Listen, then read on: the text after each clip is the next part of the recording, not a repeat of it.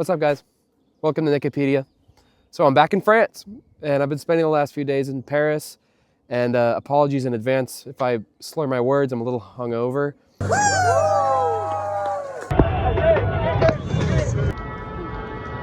But I made a last-minute excursion. I wasn't really planning on doing this, but I realized that I'm pretty close to a place I've wanted to see for a very long time.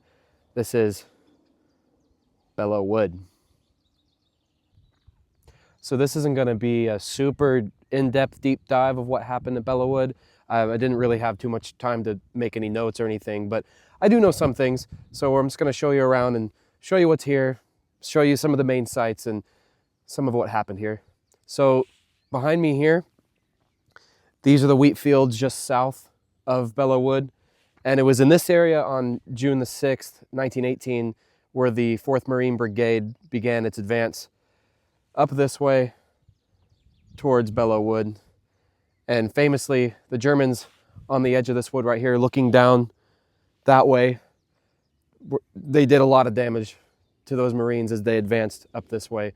I believe June the 6th, 1918, they suffered about over 1,000 casualties in crossing this field and making their first lodgment in this wood. So it's a beautiful place today, but a lot of death and suffering happened here 100 and whatever years ago.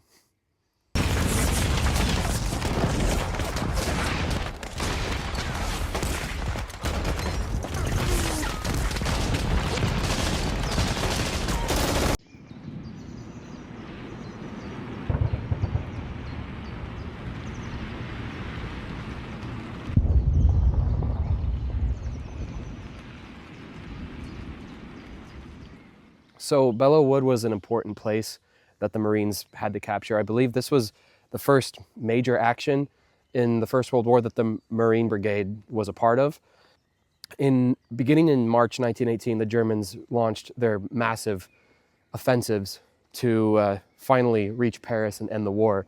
And because in 1917, because of the Russian Revolution, Russia had left the war. That freed up a bunch of German divisions to come over west to France and Belgium to finally, deliver that knockout blow to the Allies before the Americans could show up in large enough numbers to really make a difference.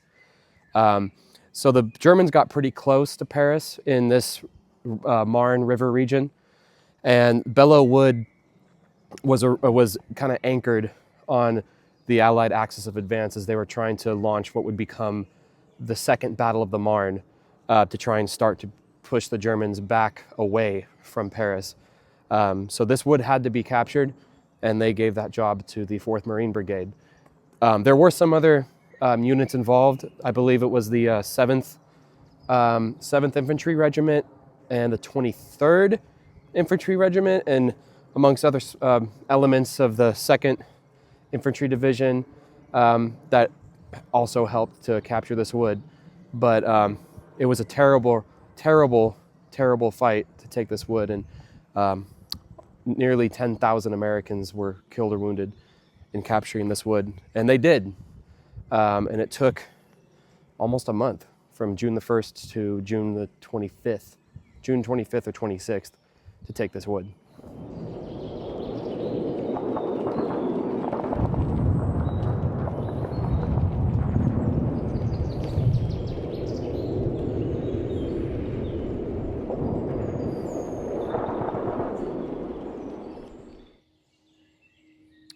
This memorial here is actually really cool. It's really beautiful, and it's really remarkable, when you come to these battlefields, just how peaceful they are nowadays. You got the birds chirping and beautiful weather, beautiful greenery, and this really cool memorial to the Marines that took this wood. Got a little inscription here, and I won't read it for you. It's quite a bit, but if you want to pause the video, you can go right ahead and give it a read.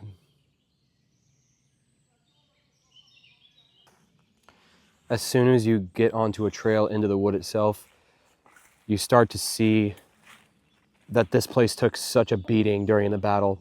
There's shell craters everywhere, kind of remains of shallow trenches.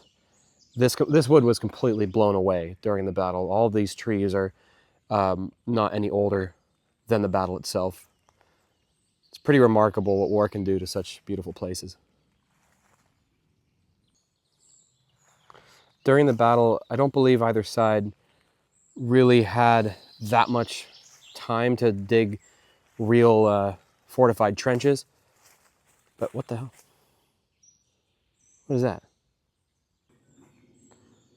Well, Sasquatch or somebody has been chilling here at Belleau Wood. They've made a pretty cool looking little shelter here. Kind of random, but that's cool. One thing that's kind of surprising to me about Belleau Wood is, I don't know why, but I had this perception that Belleau Wood was flat, but no, it's pretty rolling. There's little hills and little dips and valleys. Must have just been a really shitty place to fight. This place was, you know, the scene of horror for that time period of June 1918 when it was being fought over. The Germans deployed heavy amounts of gas. The Allies launched massive artillery bombardments to try and, almost fell, to dislodge the Germans that were here. I believe June the 11th, 12th, the French and the Americans together launched a massive artillery bombardment that completely obliterated the wood. But still, I mean, those Germans were tough, man. And they, you know, they still clung on. It took another couple of weeks to get them out of this wood. And, you know, at the cost of thousands and thousands of casualties. It's just a crazy place to be.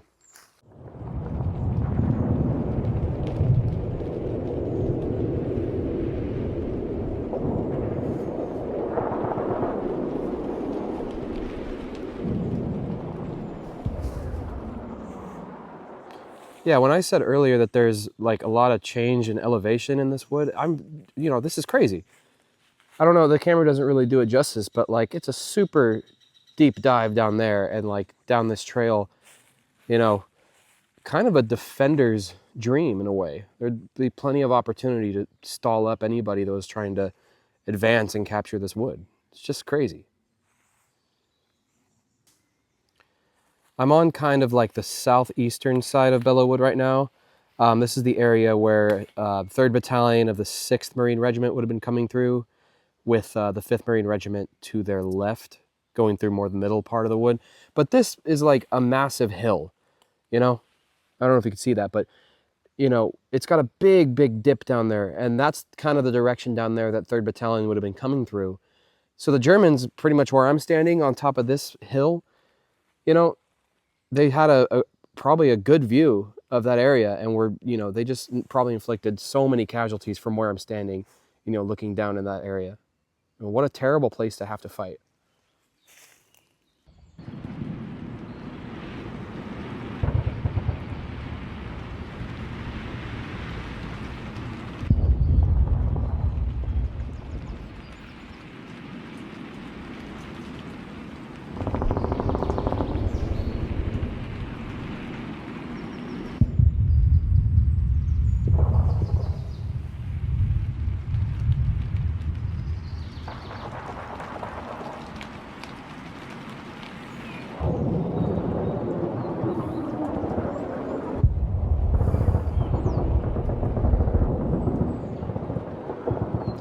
This is the Aisne-Marne American Cemetery, just below Belleau Wood here. This contains, I believe, somewhere in the region of 2,400 American killed in action from the First World War. Now, this wouldn't be just men killed in Belleau Wood. This kind of covers a large area around this region. Some of these guys would have been killed during the Second Battle of the Marne in July 1918. Some of these guys would have been killed at Château-Thierry that same month. I see some graves as this guy right here. He died in December 1918. So, you know, maybe even some of these guys died from the Spanish flu epidemic.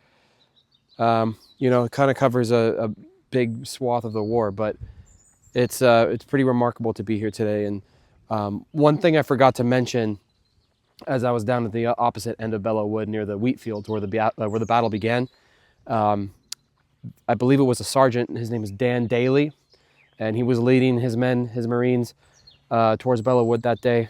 And some of the men obviously were showing a little bit of they were disconcerted about the prospects of them taking that wood, and he told them, "Come on, you sons of bitches, do you want to live forever?"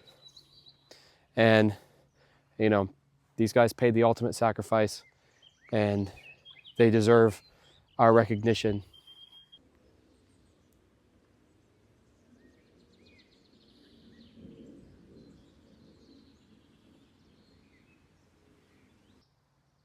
While I'm here at the cemetery, one thing I really do notice is, this is Belleau Wood behind me, and it really does sit really high up. And if you look behind me, down this valley, this region or this area has a dominating view of this part of this region.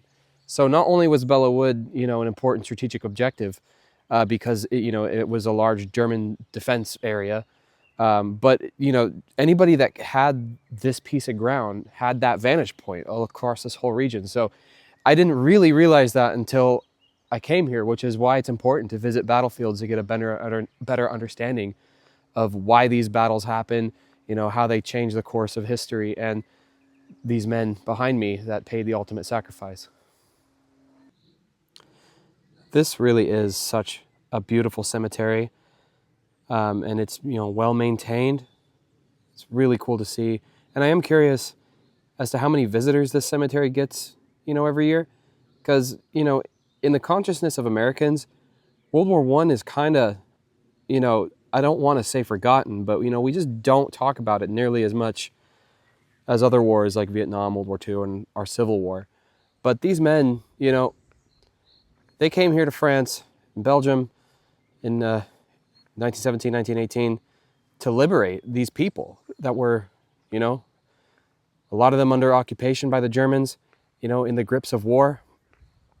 And, these guys definitely deserve, our recognition, and they deserve to be talked about and remembered, especially men like this right here. Here rests in honored glory an American soldier known but to God, an unknown soldier. And there's a number of unknown soldiers in the cemetery because, World War I was just so brutal. The fighting was so intense. So many men were lost. And I'm just really happy, and I feel very privileged to be able to visit this today.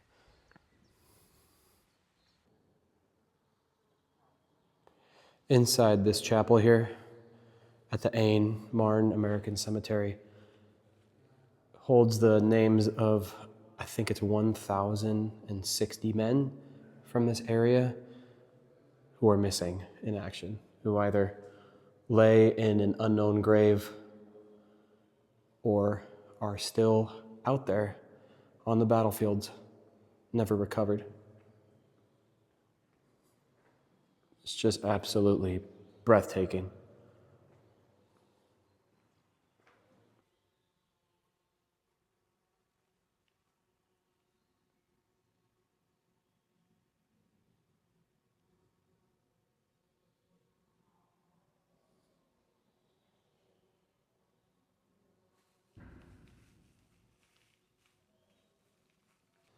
I love these soldiers they have kind of guarding the entrance to this memorial chapel.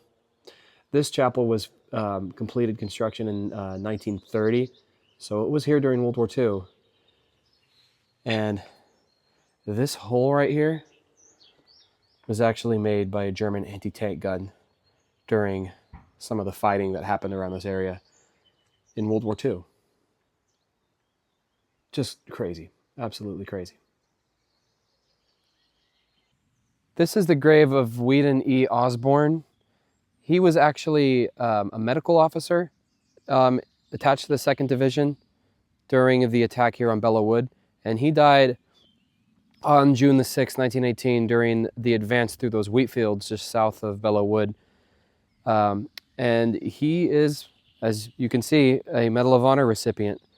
And I got his unit, or his citation here for his actions. It says, "For conspicuous gallantry, at the risk of his life above and beyond the call of duty while attached to the 6th Regiment, U.S. Marines, in combat with the enemy and under fire during the advance on Bourges, France, on June the 6th, 1918, in the hottest of the fighting when the Marines made their famous advance at the southern edge of Belleau Wood. Lieutenant Osborne threw himself zealously into the work of rescuing the wounded. Extremely courageous in performance of his perilous task, he was killed while carrying a wounded officer to a place of safety. By his exceptional fortitude, inspiring initiative, and selfless devotion to duty, Lieutenant Osborne reflected great credit upon himself and upheld the highest traditions of the United States Naval Service. He gallantly gave his life for his country. Over there, send the word.